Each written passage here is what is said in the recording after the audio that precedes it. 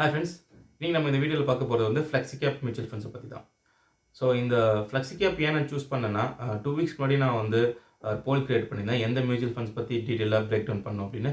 So எல்லாருமே Flexi Cap Mutual Fundsனு சொன்னதுனால so இன்றைக்கி நான் வீடியோவில் Flexi Cap Mutual Fundsஸை பற்றி ஃபுல்லாக பிரேக் டவுன் பண்ணலாம் அப்படின்னு சொல்லிட்டு டிசைட் பண்ணியிருந்தேன். என்னோட பேர் சரண். நான் financial investments and mutual funds related stock related வீடியோஸ்லாம் நான் போட்டுக்கிட்டு இருக்கேன்.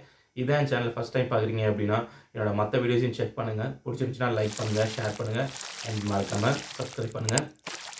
வாங்க வீடியோக்குள்ள போகலாம். ஸோ இன்றைக்கி நம்ம என்னென்ன பார்க்க போகிறோம் அப்படின்னா Flexi Cap Mutual Fundsனால் என்ன, அதில் யாரெல்லாம் இன்வெஸ்ட் பண்ணலாம், அது எங்கே இன்வெஸ்ட் பண்ணுறாங்க, டாப் 5 மியூச்சுவல் ஃபண்ட்ஸ் என்னென்ன இருக்குது, அதை பற்றி தான் இந்த வீடியோவில் பார்க்க போகிறோம். வாங்க பார்ப்போம். ஃபஸ்ட்டு வந்து Flexi Capனா என்ன. ஸோ Flexi Cap Mutual Fundsங்கிறது வந்து இந்த மியூச்சுவல் ஃபண்ட் ஈக்விட்டியில் தான் இன்வெஸ்ட் பண்ணுவாங்க. பட் மற்ற ஃபண்டை கம்பேர் பண்ணும்போது இந்த ஃபண்டுக்கு வந்து ஒரு ப்ராப்பரான ஸ்ட்ரிக்ட் ரூல் கிடையாது. மினிமமாக 65% ஈக்விட்டியில் இன்வெஸ்ட் பண்ணுங்கிறது மட்டும்தான் இவங்களோட ரூல். மற்றபடி மேக்ஸிமம் வந்து 100% கூட அலோகேட் பண்ணலாம் ஈக்விட்டியில். So based on market movement இவங்க என்ன பண்ணுவாங்கன்னா இவங்களோட ஈக்விட்டியோட இன்வெஸ்ட்மெண்ட் ஸ்ட்ராட்டஜியை அப்பப்போ இந்த ஃபண்ட் மேனேஜர் சேஞ்ச் பண்ணிடுவாங்க.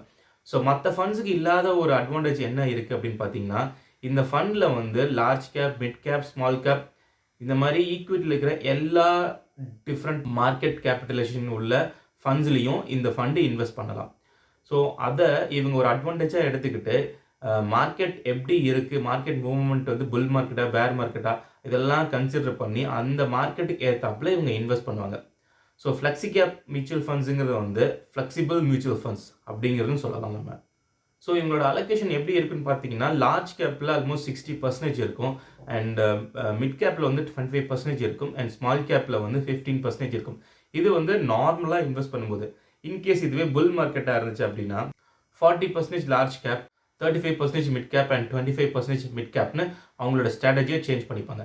இதுவே பேர் மார்க்கெட்டாக இருந்துச்சு அப்படின்னா 70% வந்து லார்ஜ் கேப்பில் அண்ட் 20% வந்து mid cap and 10% small cap. இந்த மாதிரி இவங்களோட ஸ்ட்ராட்டஜியை மார்க்கெட்டுக்கு ஏற்றாப்புல சேஞ்ச் பண்ணிப்பாங்க. ஸோ இதில் அட்வான்டேஜஸ் என்னென்னு பார்த்தீங்க அப்படின்னா டைவர்சிஃபைட் போர்ட்ஃபோலியோ உங்களால் இந்த Flexi Cap ஃபண்ட் மூலிமா க்ரியேட் பண்ண முடியும்.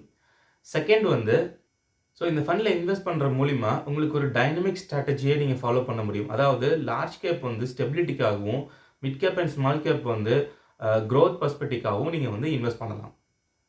நீங்கள் மினிமம் 7 to 10 இயர்ஸ் வந்து நான் வந்து இன்வெஸ்ட் பண்ண போகிறேன் டைவர்சிஃபைட் போர்ட்ஃபோலியோவில் அப்படின்னு நினச்சிங்கன்னா இந்த ஃபண்ட் உங்களுக்கு சூட்டபுளாக இருக்கும்.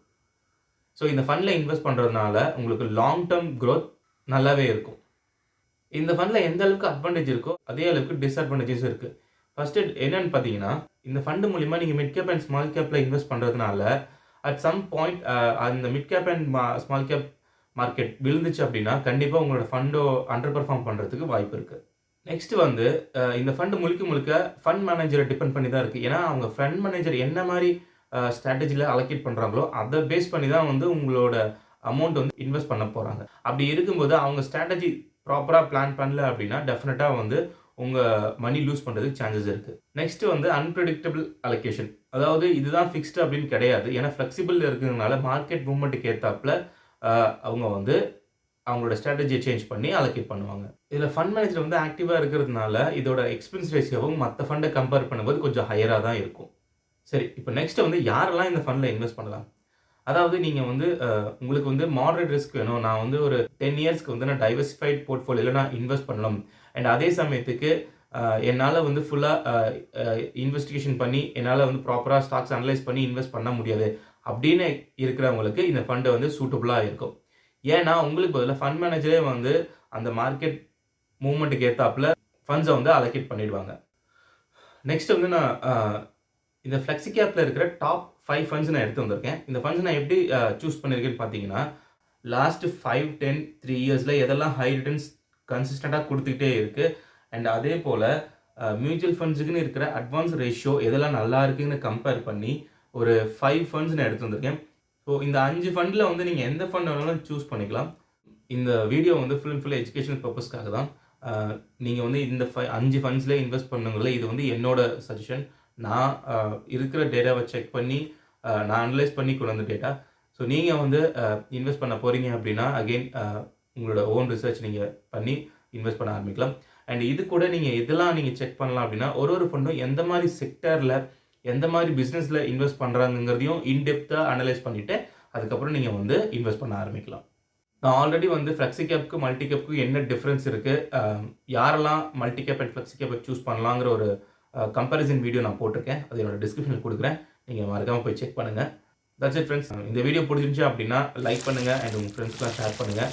மறக்காமல் சப்ஸ்கிரைப் பண்ணுங்கள் அண்ட் அது எனக்கு கொஞ்சம் மோட்டிவேட்டாக இருக்கும். Thank you friends. Bye bye. See you next video.